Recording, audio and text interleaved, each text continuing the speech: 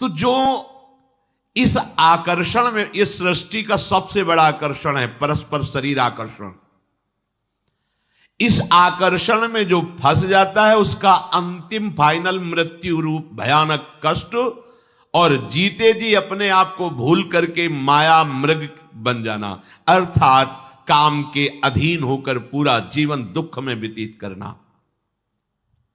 घर, पुत्र, स्वजन, संबंधी, पशुधन, ये सब अनित्य, नाशवान, भुलावे वाला। कैसा भुलावे वाला? भले है ना 1 करोड़ रुपया बैंक में जमा है, भले है हमारा परिवार है, हमारे पास जमीन है, हमारे, इसी के चिंतन में तुम्हारा पूरा जीवन निकल जाएगा। जो वास्तविक धन श्री हरिनाम राधा नाम, उससे अछूते रह गए, ठगे गए। एक घर, स्वजन, धन, पशु, मित्र आदि ने ठग लिया तुम्हें। माया ने इनका रूप धारण करके भगवत भजन नहीं करने दिया तुम्हें, ठगे गए तुम। बराबर जन्म मृत्यु, प्रलय, महाप्रलय सब भोगने पड़ेंगे। इसलिए विचारवान पुरुष को चाहिए कि उसे समझ लेना चाहिए, जैसे इस लोक में सब ये दुख है ना, तो परलोक में थोड़ा सा सुख ज्यादा दिखाकर है परिणाम में दुख है। जैसे तुम यहां किसी की सुंदर स्त्री देख करके अपनी स्त्री पर दृष्टि डालना बंद करके उधर देखकर जल रहे हो कि अगर ऐसी पत्नी हमारी होती तो मैं कृतकृत्य हो जाता। ठीक ऐसे स्वर्ग में विमान पे बैठे हैं, अप्सरा पास है, नृत्य गान हो रहा पास में, उस विमान से 100 गुना अधिक, क्योंकि उसका पुण्य अधिक है, तेजस्वी विमान और अत्यंत सुंदर अप्सरा। अब वो भूल गया अपने सुख वैभव को, जल रहा है उसको देख के। पूरा का पूरा ऐसे ही थोड़ा सा ऊपर के लोकों में और पवित्रता और महत्ता, लेकिन सब नष्ट होने वाला है, ये कुछ बचने वाला नहीं। आ ब्रह्म भुनान लोकान पुनरावर्तिनो अर्जुन, ये सब नष्ट, परिवर्तनशील, आने जाने वाला है। इसलिए कोई दान पुण्य इस भावना से न करे कि स्वर्ग में सुख प्राप्त करेंगे, क्योंकि वो भी ऐसा ही है, उसमें भी शांति नहीं है, परम आनंद नहीं है। क्या करे? तो मेरा अब पतन ना हो, नाश ना हो, भय से मैं मुक्त हो जाऊं, इसके लिए तस्मात् गुरुम प्रपद्येत जिज्ञासु श्रेय उत्तमम शाब्दे परे च निष्णातम ब्रह्मण्युपशमाश्रयम्। अब उस विचारवान पुरुष को चाहिए कि वो गुरुदेव की खोज करे। भगवान की खोज करना कठिन नहीं है, भगवान के रहस्य को जनाने वाले गुरुदेव का मिलना कठिन है। महत्संगस तो सुदुर्लभ हो। अपने लिए तो कह रहे हैं, अनन्य चेता सततम यो माम स्मृति नित्य सहा तस्याहम सुलभा, मैं सुलभ हूं।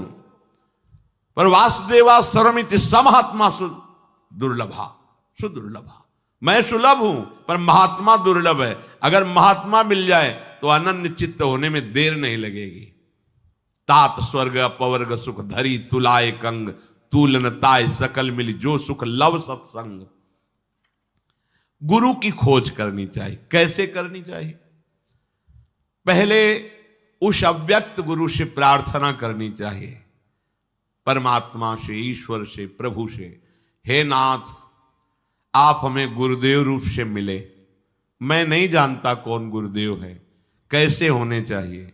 इतना ज्ञान विद्यार्थी को क्या ज्ञान कि कौन टीचर किस स्थिति में है, कितना प्रवीण है, वो तो विद्यार्थी है बेचारा। हाँ, प्रिंसिपल जान सकता है, जो टीचरों के ऊपर अधिकारी, इनमें से कौन सा प्रवीण है, कौन किस कोटि का, किस स्थिति का। ऐसे ही सब गुरुओं के परम गुरु जगत गुरु भगवान श्री कृष्ण हैं। सबसे पहले प्रभु से प्रार्थना करे कि गुरु के बिना ज्ञान नहीं, परम पद नहीं, मोक्ष नहीं, मोक्ष मूलम गुरु कृपा। तो हे नाथ आप कृपा करके गुरु रूप से मुझे स्वीकार करें। मैं आपका शरणागत हूं, आप गुरु रूप से आवे और मुझ शरणागत को स्वीकार करें। दीन बंधु मैं कहां खोजूं, या आप मुझे पहुंचा दीजिए या आप गुरु स्वरूप से आकर मुझे स्वीकार कर लीजिए। जब आप ऐसी हृदय से प्रार्थना करेंगे तो आपको गुरु मिल जाएंगे, या तो आपको पहुंचा दिया जाएगा उनके पास, और उनके पास जाते ही आपको लगेगा हमारी खोज पूर्ण हो गई, जो मैं चाहता था विश्राम मिल गया। कैसे होने चाहिए गुरुदेव? शाब्दे परे च निष्णातम, शास्त्र ज्ञान से पूर्ण होना चाहिए, और ब्रह्मण्युप समाश्रयम, भगवत प्राप्त होना चाहिए, ब्रह्मबोध होना चाहिए। अगर ब्रह्मबोध है और शास्त्रों का जो ज्ञान है शाब्दिक वो नहीं, तो अपने शिष्य को समझा नहीं पाएंगे। शब्दों का बहुत अच्छा ज्ञान है लेकिन ब्रह्मबोध नहीं, अनुभूति नहीं है, तो शिष्य का कल्याण नहीं कर पाएंगे। इसलिए दोनों बात होनी चाहिए। शाब्दे परे च निष्णातम, शब्द ब्रह्म अर्थात शास्त्रों के पारदर्शी विद्वान, और ब्रह्मण्युप समाश्रयम, ब्रह्मबोध संपन्न अर्थात भगवत तत्व का अनुभव किए हुए हों, ऐसे गुरुदेव का आश्रय ले ले। तत्र भागवतान धर्मान शिक्षेत गुरुआत्म दैवतः, अमाययानुवृत्त्याय तुष्येदात्मान मदोहरि। शिष्य को चाहिए कि अपने गुरुदेव को ही अपना परम प्रीतम मान करके, सवाल हल हो जाएगा। शिष्य को चाहिए कि अपने गुरुदेव को अपना परम प्रीतम मान करके, अपनी आत्मा मान करके, अपना इष्ट देव मान करके निष्कपट भाव से गुरुदेव की सेवा करे, गुरुदेव के समीप रहने की आकांक्षा करे। समीप रहने का भाव उनकी आज्ञा में रहना। आप यहां जैसे 1000 कोस दूर रहते हैं पर अपने गुरु की आज्ञा में रहते हैं, तो आप गुरु के समीप हैं। आप गुरु के शरीर के समीप रहते हैं पर आज्ञा उल्लंघन करते हैं, तो आप गुरु से बहुत दूर हैं। ये बात ध्यान रखना। ये मायाकृत बात नहीं है कि शरीर के समीप हो तो आप गुरुदेव के समीप हो, नहीं। गुरुदेव की आज्ञा का पालन करते हो, बहुत दूर हो तो गुरुदेव के समीप हो, और गुरुदेव की आज्ञा का उल्लंघन करते हो तो शरीर के समीप रहते हुए भी आप बहुत दूर हैं गुरुदेव से। गुरुदेव की निष्कपट भाव से सेवा, गुरुदेव के पैर दबाना, वस्त्र प्रक्षालन करना, भोजन देना, ये सब एक अंग है सेवा का। इसे पूर्ण सेवा नहीं कहते। पूर्ण सेवा कहते हैं गुरुदेव की आज्ञा में जीवन समर्पित कर देना। अब क्या करवा रहे हैं इससे हमें मतलब नहीं। आप खड़े रहिए यहां, आप बैठ जाइए, आप ये कीजिए, हमारा जीवन समर्पित है, हमें इनकी आज्ञा पर रहना है। और ये बात भगवान देख रहे हैं कि आप भगवान के नाते ही गुरु को भगवान मानकर अपना मन वचन कर्म से उनकी अधीनता स्वीकार की, तो भगवान ही आपको बोध करा देंगे कि मैं गुरु रूप में हूं, मेरा ये स्वरूप है। परमानंद में निमग्न हो जाओगे। गुरु की जब कोई इस तरह से आराधना करता है तो गुरुदेव उसे भक्ति की क्रियात्मक शिक्षा देते हैं। क्रियात्मक, मंगला से लेकर शयन तक, व्यापार से लेकर एकांतिक समाधि तक, ये गुरुदेव की प्रकट क्रियात्मक शिक्षा होती है। आप केवल चित्त को समर्पित कीजिए, गुरुदेव में सब प्रकाशित हो जाएगा। प्रश्न करने की जरूरत नहीं पड़ेगी, उत्तर ही उत्तर आपके हृदय में रहेगा, प्रश्न खत्म हो जाएंगे। हम जब तक अपना अलगाव रखते हैं तब तक प्रश्न होता है, जब अलगाव खत्म हो जाता है तो उत्तर आके विराजमान हो जाता है, प्रश्न की जरूरत नहीं पड़ती।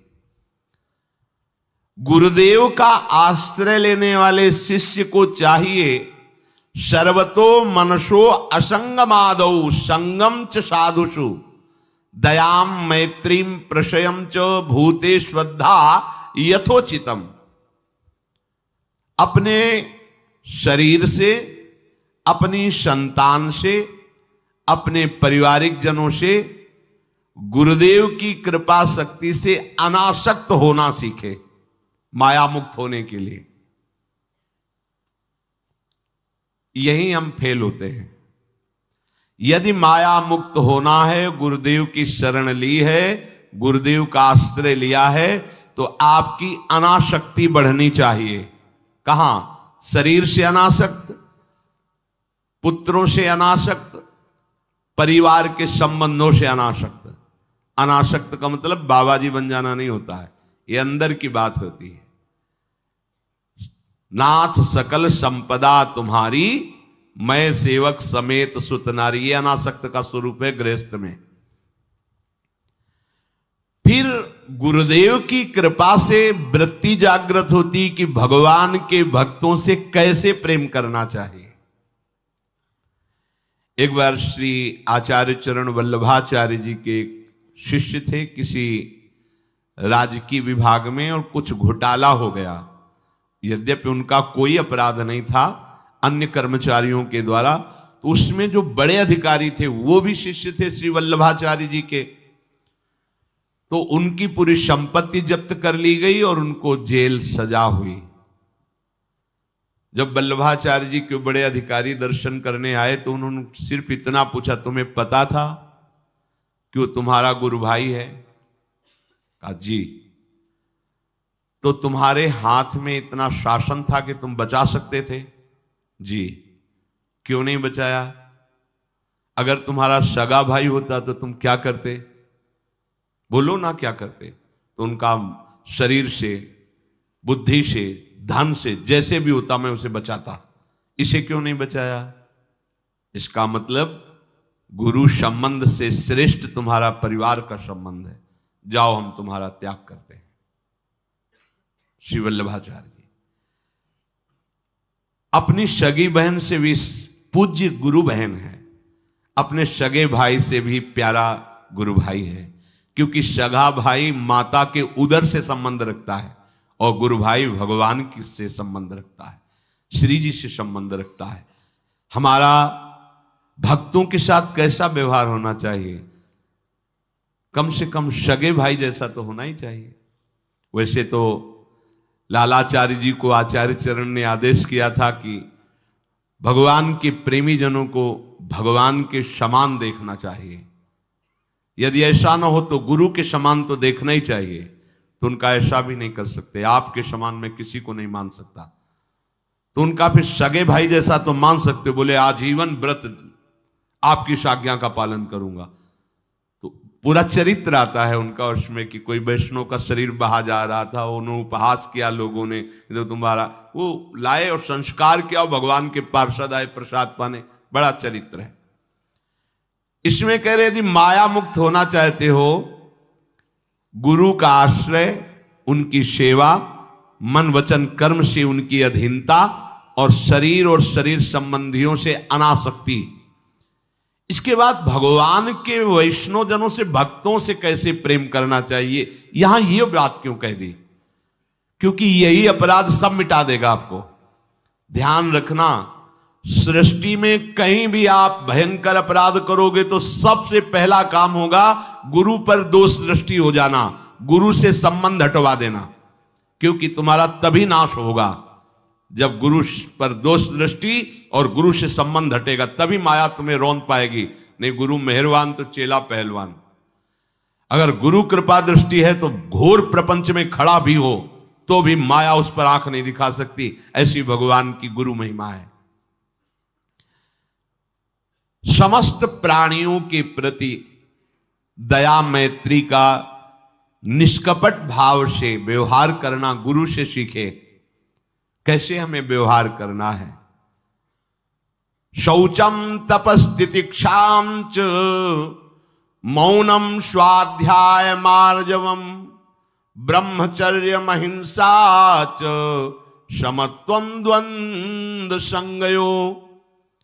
सदैव वस्त्र पवित्र रखे, शरीर को पवित्र रखे। ये पशुओं जैसा आचरण करने वाले भजन नहीं कर सकते।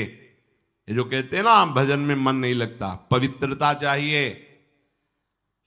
अब ऐसे पशु की तरह शौच हो लिए, उठे चल दिए, ऐसे नहीं। पवित्रता, शौचाचार का निर्वाह कीजिए। लघु शंका भी जाइए तो जल लेकर जाइए। इंद्री का प्रक्षालन, फिर हाथ का प्रक्षालन, फिर 3 बार आचमन, राधा वल्लभ श्री हरिवंश, राधा वल्लभ श्री हरिवंश, जैसे शास्त्रीय विधान में केशवाय नमः, नारायणाय नमः, माधवाय। पवित्र रहिए। देखो भजन कैसे नहीं होता। मिट्टी जल आदि से बाह्य शरीर की पवित्रता और छल कपट के त्याग से भीतर की पवित्रता बढ़ती है। गुरु से कपट ये सर्वनाश का लक्षण है। अगर तुम में कोई दोष है, गुरुदेव पूछ रहे हैं, तुमने ऐसा अक्षरशः जैसा हृदय में वैसा बोल दे जी, अब चाहे दंड दो चाहे क्षमा करो, ये आपका विषय, पर सत्य बात यह कि मेरे हृदय में ऐसी पाप वृत्ति थी, मैंने ऐसा किया या ऐसा करने का हमारे संकल्प बन रहा है। गुरु से कपट नहीं। अंदर कपट रखोगे मन मलिन हो जाएगा, भाग जाओगे, माया घसीट ले जाएगी। जो गुरुदेव ने उपासना दी है उसी का केवल अनुष्ठान। समय कहां आपके पास और के लिए? कहां समय है? प्रियाजू के सिवा हमारे पास समय कहां है? ऐसी दिनचर्या है, एक क्षण भी तो समय नहीं है, तो हम फिर और क्या अनुष्ठान करें? अपनी लाडली जू को हर समय देखते रहना है, दुलार करना है, नाम मंत्र वाणी जी का गायन, उन्हीं की सेवा में। गृहस्थी हैं तो जो व्यापार नौकरी उन्हीं के लिए समर्पित करें। इसके लिए बहुत सहन शक्ति चाहिए।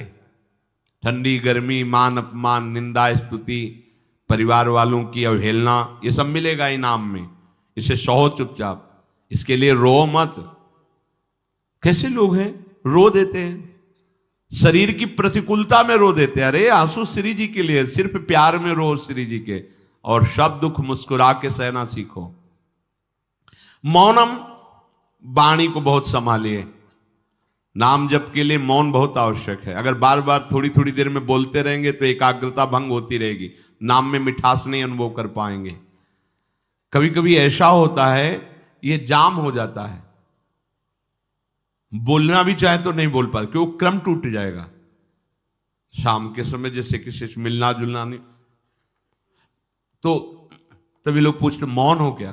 तो फिर नहीं, मौन नहीं, क्या बात, इशारे समझ लो जो काम, चलो। क्योंकि अगर निरंतर मंत्राकार वृत्ति तो बोलने की भी हिम्मत नहीं रह जाती, पर वहां तक पहुंचने के लिए वाणी का मौन आवश्यक है। मौन का मतलब ऊ करना नहीं है, आवश्यक हो तो शब्द बोल दो, नहीं अधिकतर मौन रहने की चेष्टा करो। जो आपको मार्ग मिला है, कई बार वर्णन किया है कि सत्संग में जो शब्द आपको लगते हैं तो डायरी में लिखना चाहिए, या याद कर लो, बाद में लिख लेना जाके। और अपने लिखे हुए सत्संग के वचनों को रोज स्वाध्याय करना चाहिए। अमुक तारीख के सत्संग में ये पॉइंट, और उनको बार बार, ऐसा नहीं कि आपको ही कह रहे हैं, जहां जहां संत मिले जो जो बोले उनके सामने तो लिखा पड़ी नहीं, पीछे हट के लिखना। 2 डायरी हैं, एक सन्यास की है, एक वैष्णव मार्ग, दोनों को गुरुजनों की, महापुरुषों की वाणी को एकदम एकाग्रता से सुनाओ। जब अलग हटे तो सबसे पहला काम, इस तारीख को इस महापुरुष ने ये शब्द बोला, और उन्हीं का बार बार स्वाध्याय करना। क्योंकि सब शास्त्रों में कहां हम दौड़े घूमेंगे, महापुरुष जन सब शास्त्रों का सार बोलते, उसे लिख लिया। सरलता, आपका जीवन सरल होना चाहिए। छल कपट द्वंद्व, मुख में कुछ और, हृदय में कुछ और, आचरण में कुछ और, ये दुष्ट पुरुष का लक्षण है। उपासक का, शिष्य का लक्षण नहीं है। दुष्टता का त्याग करो। हृदय में कुछ और चल रहा है, वाणी से कुछ और बोल रहे हो, आचरण में कुछ और है, ये दुष्ट पुरुष का लक्षण है। साधु पुरुष का जो वाणी में वही, हृदय में वही, आचरण में है, तीनों की मिलान है, वही साधु है, वही उपासक है, वही भक्त है, जिसकी तीनों एक हो। वाणी से जो बोला वही हृदय में है, जो हृदय में वही आचरण में है। यहां वाणी से कुछ बोल रहे, हृदय में कुछ चल रहा है, आचरण कुछ और बता रहे, ये ठीक नहीं। सरलता का तात्पर्य है मन, वचन और कर्म, ये तीनों एक होने चाहिए। अहिंसा, वाणी से, शरीर से किसी को भी कष्ट ना पहुंचे, ऐसी अंदर धारणा रखो। वो अपने संकल्प विकल्प करके कष्ट भोगे, उसकी बात, हमारे द्वारा किसी को कष्ट ना पहुंचे, ये हमारी धारणा हो। सर्दी गर्मी, सुख दुख आदि, द्वंद्व हर्ष विषाद आदि जो है, इनको सहना सीखो। भगवान भी आदेश करते हैं, मात्रा स्पर्शास्तु कौन्तेय शीतोष्ण सुख दुखदा आगमापायनो अनित्यास्तास्तितिक्षस्व भारत। जो इनको सह जाता है वही परम पदवी को प्राप्त होता है। थोड़ी सी गर्मी आहा, थोड़ी सी सर्दी आहा, पूरे जीवन गर्मी। पैर की त्वचा ऐसी हो गई थी कि बंबूल का कांटा टूट जाता था, घुसता नहीं था। जीवन में कभी पादुका ही नहीं, तो चमड़ी इतनी मोटी हो गई थी पैरों की। सर्दी गर्मी जैसा आप इसको, आप देखो यहां आप कौन सा स्वेटर पहनते हैं? जीवन में कभी नहीं।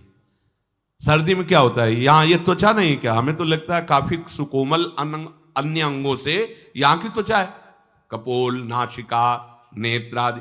यहां क्या पहनते हो सर्दी में? क्या बिगड़ जाता है? क्योंकि अभ्यास है, गर्भ के बाद निकलने के बाद यहां कुछ ढका ही नहीं, यहां कुछ नहीं ढका तो पूरे जीवन ढकने की जरूरत नहीं। और अगर पूरे अंगों में न ढका होता तो पूरे जीवन ढकने की जरूरत नहीं। जो जंगल में दिगंबर महापुरुष रहते थे गंगा के किनारे, कितने, तो उनको क्योंकि अभ्यास, और हमने अभ्यास किया कपड़े लत्ते का, तो अभ्यास, हमने अभ्यास किया एसी रूम का, अभ्यास किया गीजर से नहाने का, वो अभ्यास किया तीनों काल गंगा स्नान, वो अभ्यास। कुछ फर्क नहीं पड़ा इस जड़ शरीर में।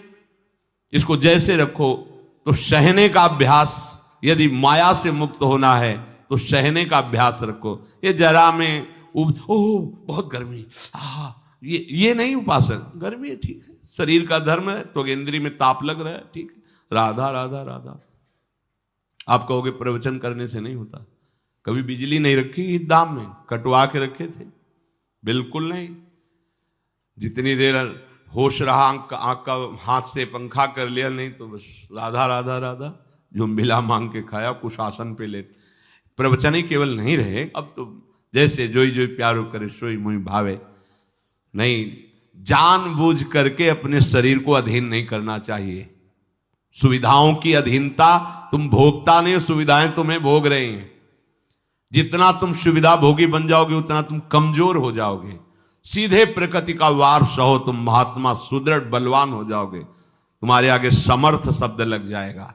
जो प्रकृति के और विकारों के वेगों को सीधे सहता है उसे महात्मा कहते हैं। समहात्मा सुदुर्लभा यम ही न व्यथयन्ते पुरुषम पुरुषर्षभ सुख दुख समा। जिसका सुख दुख समान भाव, किसी भी वेग की व्यथा से हृदय व्याकुल नहीं होता, वो भगवान को प्राप्त करने का अधिकार प्राप्त कर लेता है। इसलिए सहनशीलता। सर्वत्रात्मनेश्वरान वीक्षाम कैवल्य मनिकेतताम विवक्त चीर वसनम संतोषम एन केनचित। ये ध्यान रखो कि तुम कभी प्रभु से अलग नहीं हो। सर्वत्र भगवान हैं तो यहां भी हैं, सब समय में हैं तो इस समय में भी हैं, सब में हैं तो हम में भी हैं, सबके हैं तो हमारे भी हैं। हम कभी भी प्रभु से विलग नहीं हूं। एकांत सेवन तुम्हारा स्वभाव बन जाना चाहिए। चाहे जो हो, थोड़े समय के लिए तो एकांत बैठो। एकांत मिला तो मोबाइल का संग कर लिया, एकांत मिला तो मित्र बना लिए, बैठ के प्रपंच वार्ता कर रहे हो। नहीं, अगर भगवत प्राप्ति करनी, माया मुक्त होना है तो एकांत एकांत ही होना चाहिए। भले 100 लोग हैं, हमारा किसी से कोई संबंध नहीं, और हम बैठे हैं अपने आराध्य देव के चिंतन में, हम एकांत हैं। और गुफा में बैठे हैं, शरीर एकांत है, मन से चिंतन संसार का हो रहा है, प्रपंच में है, एकांत में नहीं है। एकांत शब्द का अर्थ समझना चाहिए। हम एकांत को सीधे गुफा या कहीं एकांत, ऐसे एकांत का अर्थ है एक के सिवा दूसरा कोई नहीं, अर्थात एकमात्र भगवत चिंतन में डूबा हुआ उपासक। बाजार में बैठा हुआ भी एकांत है, सभा में बैठा हुआ एकांत है, और प्रपंच का चिंतन करने वाला बंद कमरे में भी प्रपंची है, गुफा में भी प्रपंची है। जहां आप रह रहे हो उसे ये मेरा घर है ऐसी भावना का त्याग कर दे। अनिकेत ये भगवान का दिया हुआ वास स्थान है। कुछ समय के लिए इसमें शरीर निर्वाह कर रहे हैं, ये भी छूटेगा और ये भी छूटेगा। जैसे स्टेशन में बैठा आदमी आराम से, पर वो बैठा इंतजार कर रहा है कि कब हमारी गाड़ी आवे और उस पर हम यात्रा करें। बस ऐसा ही कुछ स्टेशन जैसा विश्राम है। कब मृत्यु आवे, शरीर छूटे, हम प्रिया प्रीतम को प्राप्त हो। ये न मेरा था, न मेरा है, न मेरा रहेगा। ये न मेरा था, न मेरा है, न मेरा रहेगा। गृहस्थ हो तो पवित्र वस्त्र पहने, और त्यागी हो तो जैसे मिल जाए भगवत कृपा से वैसे वस्त्र पहने। प्रारब्ध के अनुसार तुम्हें जैसी व्यवस्था मिली उसमें संतोष करना सीखो, मांग मत रखो। प्रभु की प्राप्ति के लिए खास बात ध्यान रखनी है, अपनी उपासना में दृढ़ श्रद्धा रखो और सर्वश्रेष्ठ भाव रखो, पर दूसरे किसी की भी निंदा न करो। अगर किसी की भी निंदा करोगे तो फिर माया तुम्हें मुक्त होने नहीं देगी। मन को, वाणी को, शरीर को संयम में रखो, अर्थात भगवत भजन, भगवत वार्ता और मौन। मन का संकल्प विकल्प रहित होना, विषयों का चिंतन न करना, प्रभु के रूप का, नाम का, धाम का, लीलाओं का चिंतन करना। शरीर का शास्त्र संयम से वर्ताव करना। अब माया मुक्त होते चले जाओगे। इनमें किसी में भी त्रुटि ना हो, सावधानी रखो। अपनी इंद्रियों को सावधान रखो, किसी के दोष न देखने पावे। कोई गलत चेष्टा देखेंगे तो ये भी गलत करने के लिए तैयार हो जाएंगी। हे राजन, श्रवणम कीर्तनम ध्यानम हरेरद्भुत कर्मणः जन्म कर्म गुणानां च तदर्थे अखिल चेष्टिता। श्री भगवान के बड़े अवतार हुए हैं, बड़ी अद्भुत अद्भुत लीलाएं हैं। प्रभु का प्रकट होना, लीला करना, दिव्य गुणों का वर्णन।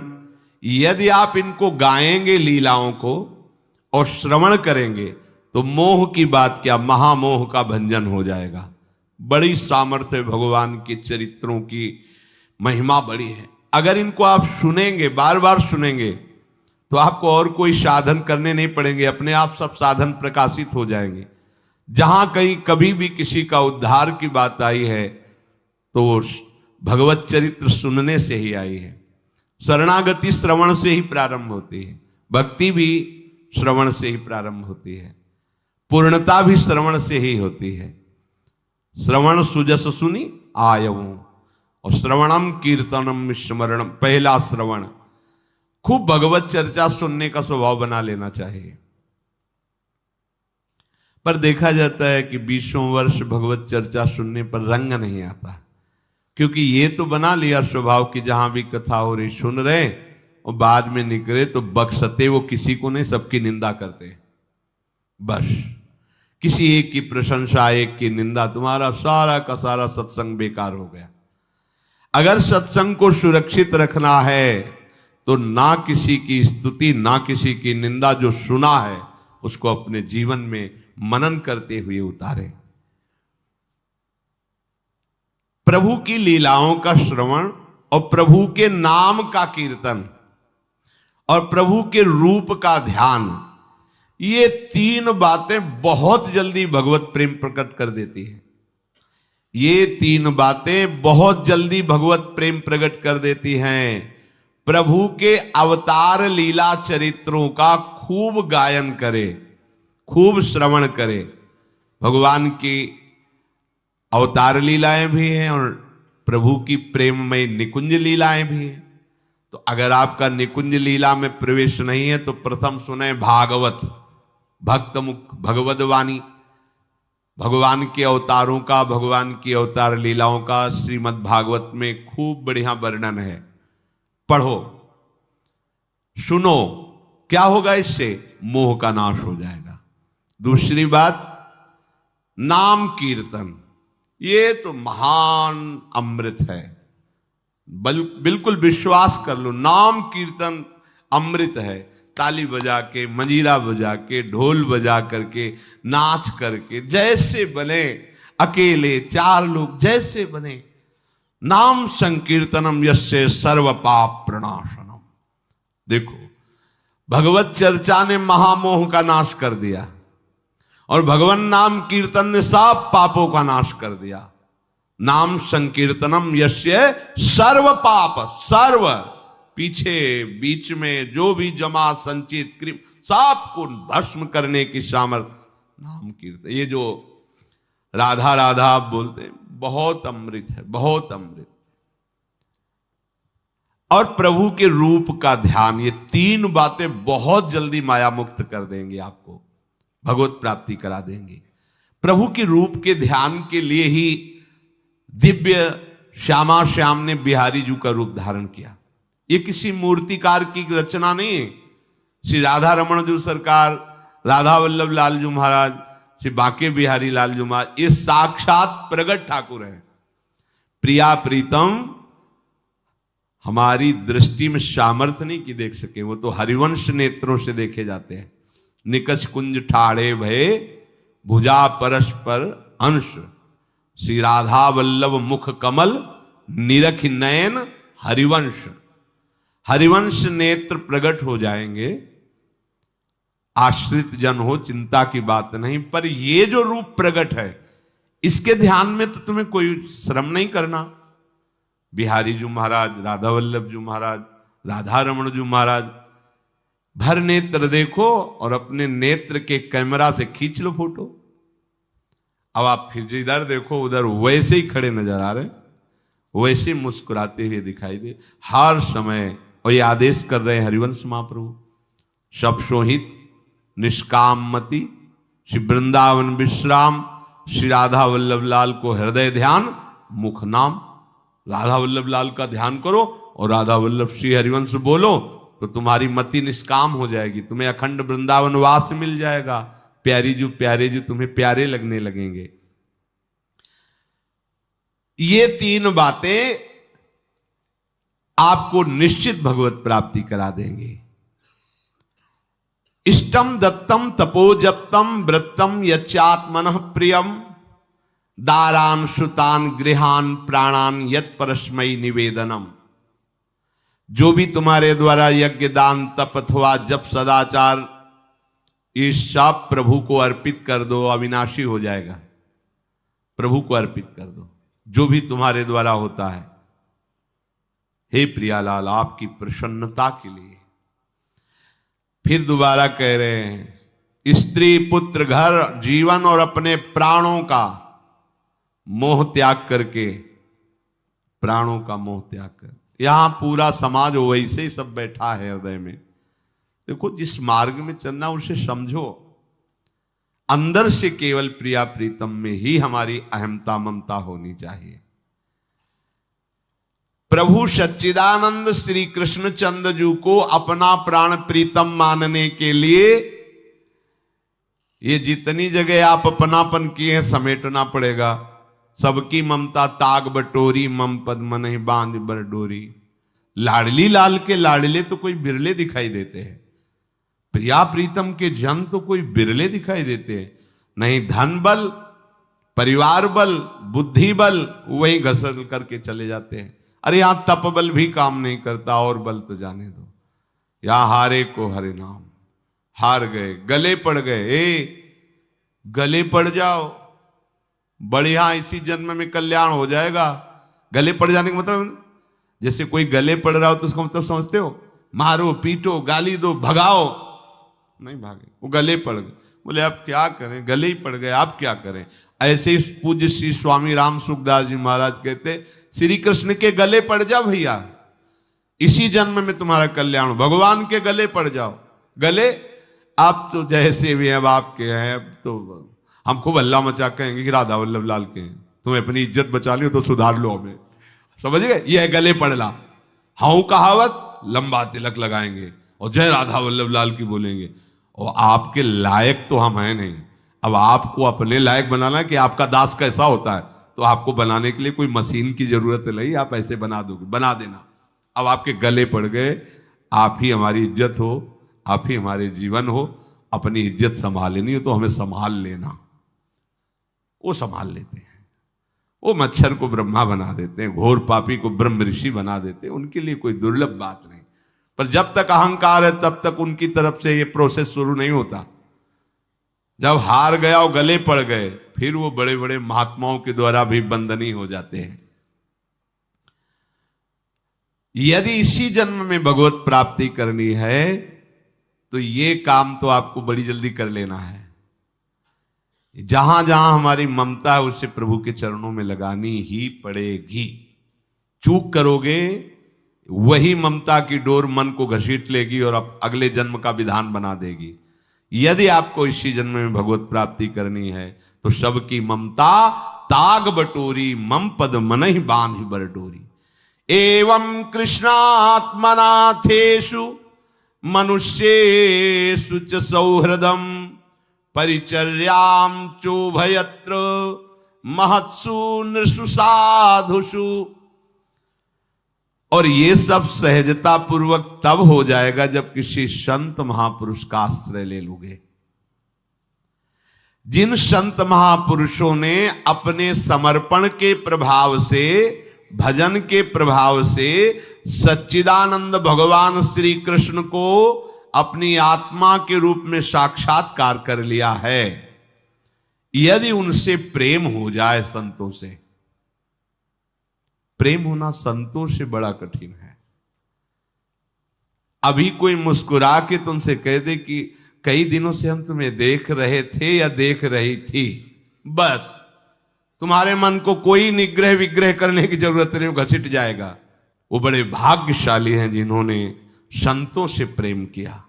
यहां कह रहे हैं ये जितनी बातें बताई गई, दया, तितिक्षा, मौन, मनोनिग्रह, इंद्रिय निग्रह, परिवार की ममता का त्याग, भगवान से अपनापन, भागवत धर्म का प्रादुर्भाव होना, ये एक साथ सब हो जाएंगे केवल तुम्हें गुरु चरणों से प्रेम हो जाए, संत चरणों से प्रेम हो जाए। क्योंकि उन्होंने सच्चिदानंद स्वरूप भगवान कृष्ण को अपने प्रेम बल से अधीन कर लिया है। यदि परोपकारी संत जनों से हमारी प्रीति हो जाए तो हमारा स्वभाव बदल जाएगा।